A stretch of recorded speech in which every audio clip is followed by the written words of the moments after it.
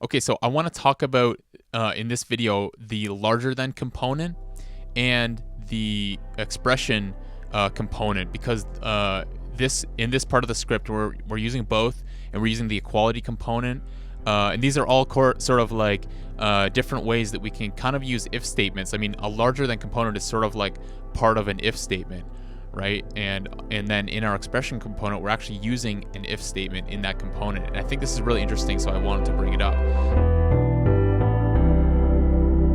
Now, if you haven't seen some of the previous videos, I did a video explaining how I'm using mass addition in this script, and how I'm using my domains to create the spacing for this script. So if you want to check that out, you can definitely find those videos. And if you're on Instagram, then I probably posted it in the last post. So let's keep on going with this script. So basically, I used mass addition. I used my partial results, right, to create the spacing for these studs. Okay, and the last thing we figured out is how to find the first or how to use those partial results to create the spacing, so that we have spacing for our studs and then the spacing for our spacing, and how we can kind of create a summation so that each component has a location in this wall. But the thing is that this list goes well beyond the boundaries of our design. So we have to create a limit for our partial results, and we have to take out only a portion of our partial results to get the numbers that we're going to use to locate and define these members of the design. Okay, does that make sense? So what we're doing is we're making sure to put in too many random numbers, because random numbers are cheap. They don't really, I mean, in this context, it's not that many random numbers, so it's not really taking much computing power. We don't have to worry about creating too many in this case.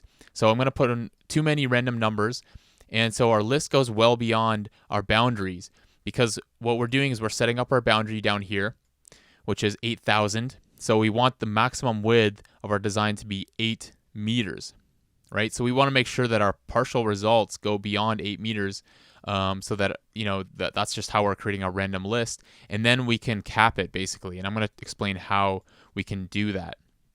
So basically, everything that's going on from here to here, basically, is we're taking these results, and then we're identifying the members that we want, and we're using sublist to only take the members that are going from 0 to our boundary, which is 8,000.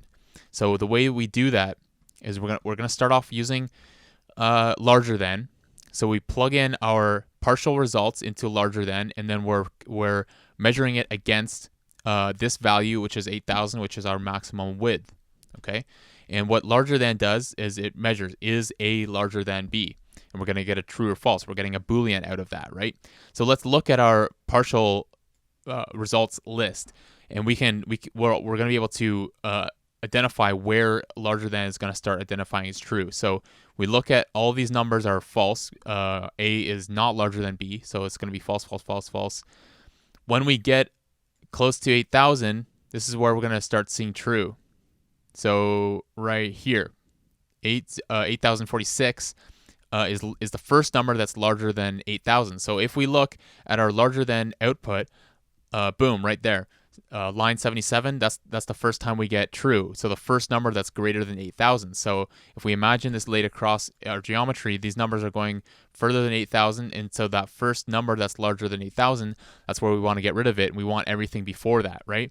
So we use larger than. We have to identify which indices the true lies on. We want to know what lines in this list to get rid of, or which lines of this to keep. So we use member index, which is actually going to be able to search for certain values in a list. So we're using member index, and we're searching for true. So we put in our search, our set to operate on, and then we are inputting our member to search for. So we're searching for true.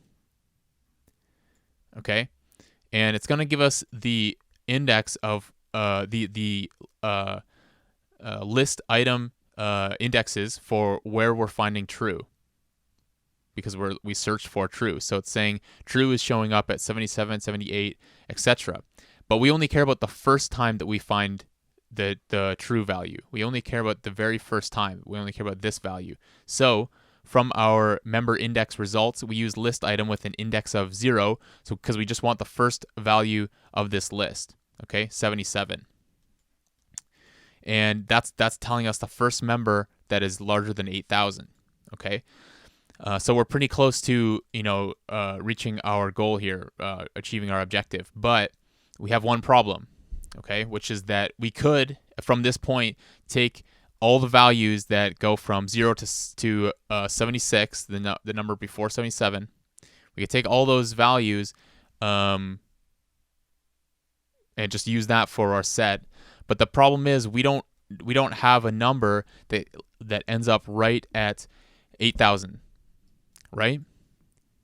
Because if we go back to our partial results, right, we don't have a number that ends up right on 8,000. So how do we define how are we going to create the exact width of our design?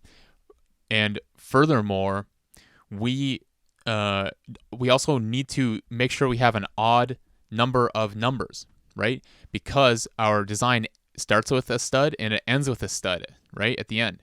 If we have an even number of numbers, we're going to end with a space, and that's not going to make sense.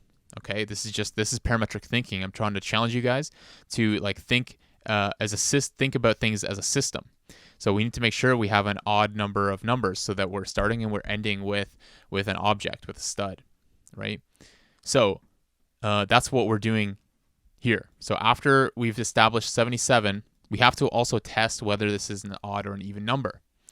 In this case, we know this is an odd number, and let me just jump ahead and then we'll go back and explain what's going on here. We actually need this to be an even number because it's going to be 0 to 77.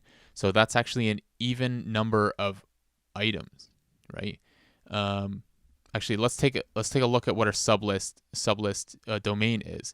We're actually going from 0 to 76 because that's an even number. That means that we're getting an odd number of items. Okay, I hope that's not too confusing. We're taking our list of items, which is our partial results. We're actually taking our list of spacing, and we're putting it into the sublist component, and then we're taking our domain for our sublist component. If you want to know more about the sublist component, I made a separate video on this. We're using a domain of 0 to 76, and like I said, we need an odd number of items, but because we're starting at 0 and not starting at 1, we're starting at 0. 0 to 76 is actually going to be an odd number of items. Okay, hopefully that makes sense. And so now we know that what we need is an even number as our domain, and we cannot accept an odd number because an odd number will, if it's 0 to 77, that would be an even number of components. Again, hopefully that's not too confusing. So how do we end up with the number that we need? Well, we're starting off with 77. First, we have to test whether we have an even number or an odd number. So what we can do here is one of the easiest ways to identify whether we have an odd or even number is we divide by 2, and we get 38.5, and then we round this number, and we identify with the round component, right? We get a nearest value, which is going to be 39 because it's going to round up if it's at 0.5. But we also get a floor and a ceiling, and that's all we care about. We care about the floor and the ceiling. The floor is 38, and the ceiling is 39, okay? And once we have that value, we can measure those two values against each other, and we can use an equality component. The test does A equal B, true, false. It's going to be false. So how does that help us? Well, because we measured, how does this work? Well, because we measured, we divided this by 2, we got a number with a decimal place. That means that the round component is always going to have a different floor than the ceiling. The floor and the ceiling are always going to be different if it's an odd number. And then the equality component is always going to give us a false. If this was 78, an even number, if we divide that by 2, we would have gotten 39. And then the floor and the ceiling would have equaled each other. And then our equality would have gotten true. So this portion right here is giving us a true or false, true meaning even, false meaning odd. So that's how this works. Build this yourself, test it out yourself, and you'll see, how this works. So that's how we test whether we have an odd or an even number. And then we're using that true or false in an if statement, okay? So our if statement looks like this, x minus, and then our if statement. If y equals true, then 0. If y equals not true, then 1. That's how we are able to always end up with the even number that we need right here, coming out of our expression component, going into our domain. That's how we're always able to end up with an even number, because if we have an odd number, our if statement here is going to take care of that, and it's going to turn it into an even number, because we're going if x equals, basically this if statement is being used whether if we have an odd number, we're going to get a 1 because y equals false. So we're getting a 1. And if this number is even, then our if statement is going to result in a 0. So if our number is even, x is gonna be x. This expression is going to be x minus 0, so it's going to still be an even number. If we're putting an odd number into here, it's this if statement or this expression is going to return x minus 1. So if we have an odd number, it's going to be x minus 1, and that's going to take care of it, and it's going to turn our odd number into an even number. So this thing right here, no matter what we put into it, we're going to get an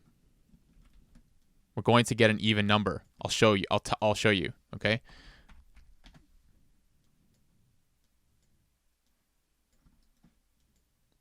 Let's test this out in case you don't believe me.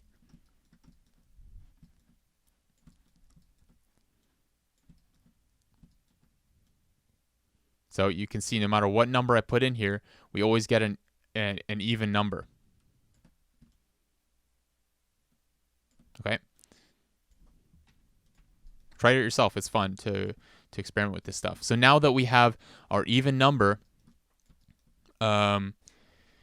which is 76, we use our sublist component, and we take the original we take our original spacing list, and we use sublist to take list items from 0 to 76. And that's how we end up with the list that we're going to use for our spacing. Okay, so I hope that was interesting. Maybe it was a little bit convoluted. It's I probably said odd and even like a million times, and but hopefully you're able to learn something from this video. And yeah, thanks for watching.